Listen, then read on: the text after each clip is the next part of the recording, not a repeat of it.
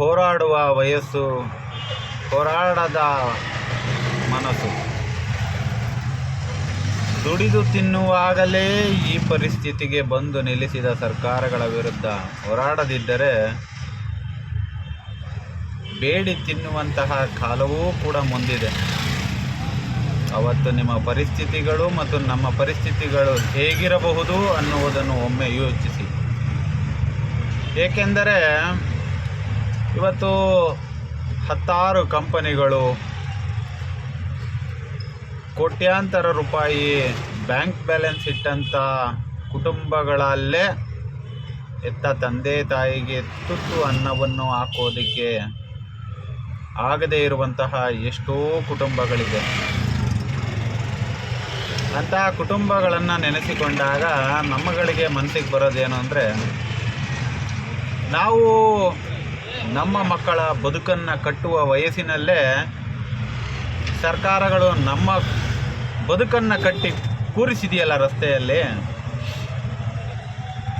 ನಾವು ನಮ್ಮ ಬದುಕನ್ನು ಕಟ್ಟಿಕೊಳ್ಳಲಿಲ್ಲ, ನಮ್ಮನ್ನು ನಂಬಿ ಬಂದ ನಾವು ಹುಟ್ಟಿಸಿದಂತಹ ಮಕ್ಕಳ ಬದುಕನ್ನೂ ಸುಭದ್ರವಾಗಿ ಕಟ್ಟಲಿಲ್ಲ. ಇವತ್ತಿನ ಪ್ರತಿಯೊಂದು ವ್ಯಾಪಾರೀಕರಣದ ಜಗತ್ತಿನಲ್ಲಿ ಕನ್ನಡಕ್ಕಾಗಿ ಹೋರಾಡುವ ಕನ್ನಡದ ಮನಸ್ಸುಗಳೇ ವಿಧಾನಸಭೆಯಲ್ಲಿ ಕುಳಿತು ಇಡೀ ರಾಜ್ಯದ ಭವಿಷ್ಯವನ್ನು ಇಂಗ್ಲೀಷ್ನಲ್ಲಿ ಬರೆಯುವ ಫೈನಾನ್ಸ್ ಮಿನಿಸ್ಟರ್ಗಳೇ,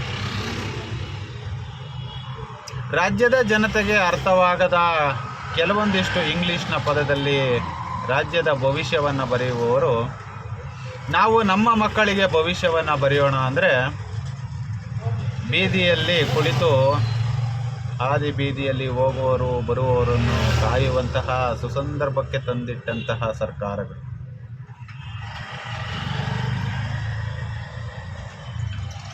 ಚಿಂತೆ ಏನಿಲ್ಲ, ಸಾವು ಬಂದರೆ ಒಮ್ಮೆಯೇ ಹೊರಟು ಬಿಡಬಹುದು.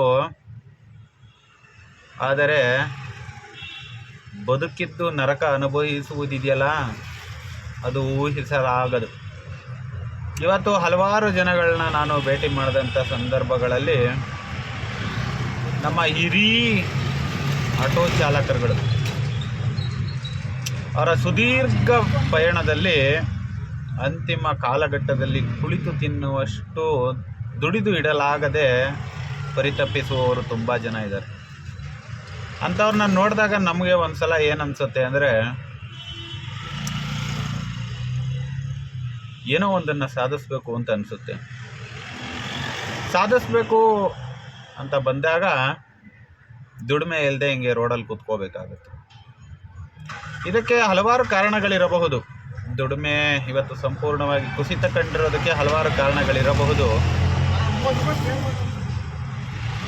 ಎಲ್ಲ ಕಾರಣಗಳಿಗೂ ಕೂಡ ಕಾರಣಕರ್ತರು ನಾವೇ.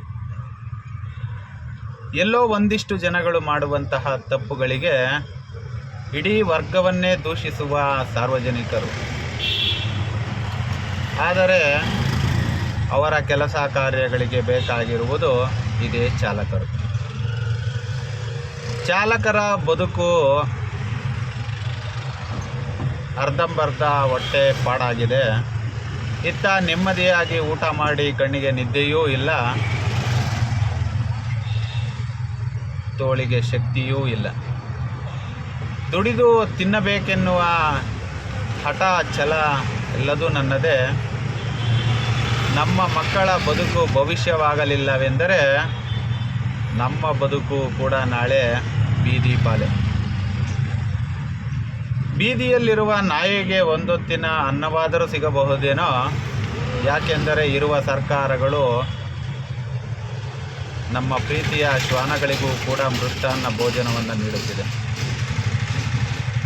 ದುಡಿದು ತಿನ್ನಬೇಕೆನ್ನುವ ಆಸೆಯೊಂದಿಗೆ ಬಂದ ನನಗೆ ಕೊನೆಗೆ ಮನೆಗೆ ಮರಳುವಾಗ ಸಿಕ್ಕಿದ್ದು ನಿರಾಸೆಯೇ. ಈ ನಿರಾಸೆಯನ್ನು ಹೊತ್ತು ಹೊರಟ ನಮಗೆ ಬದುಕು ಕಟ್ಟುವುದು ತುಂಬ ಕಷ್ಟದ ಬದುಕಾಗಿದೆ. ಇತ್ತ ಹುಲಿಯೂ ಅಲ್ಲ, ಅತ್ತ ಪುಲಿಯೂ ಅಲ್ಲ ಅನ್ನುವ ಪರಿಸ್ಥಿತಿಯಲ್ಲಿ ಚಾಲಕರ ಬದುಕು ಬಂದು ನಿಂತಿದೆ.